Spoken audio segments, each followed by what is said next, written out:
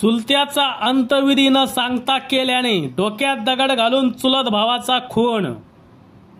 याबाबत सविस्तर वृत्त असे की आपल्याला न सांगता चुलत्याचा अंतविधी केल्याच्या रागातून झोपत असलेल्या चुलत भावाच्या डोक्यात दगड घालून त्याचा खून करण्यात आला। ही घटना राक्षसवाडी खुर्द शिवारात रविवारी 22 सप्टेंबर रोजी रात्री 10 वाजेच्या सुमारास घडली। विकास दिलीप चिंदे वय 30 राहणार बेलवंडी तालुका कर्जत असे मृताचे नाव आहे।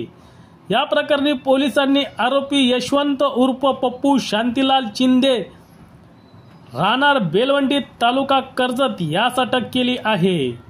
दत्तात्रय बाळू थोरात राहणार बागडी तालुका श्रीगोंदा हल्ली राक्षसवाडी बुद्रुक याच्या फिर्यादीवरून कर्जत पोलिसांनी खुनाचा गुन्हा दाखल केला।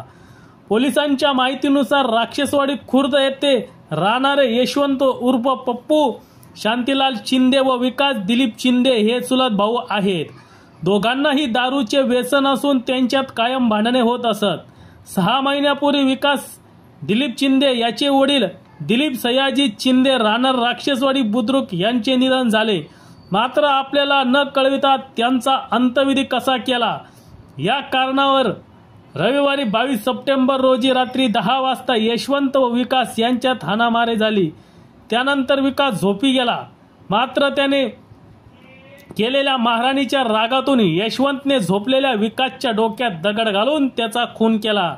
याबाबत कर्जत पोलिसांनी खुनाचा गुन्हा दाखल केला असून आरोपी यशवंत चिंदे यास अटक केली आहे। पोलीस निरीक्षक मारुती मुळूक हे पुढील तपास करीत आहेत।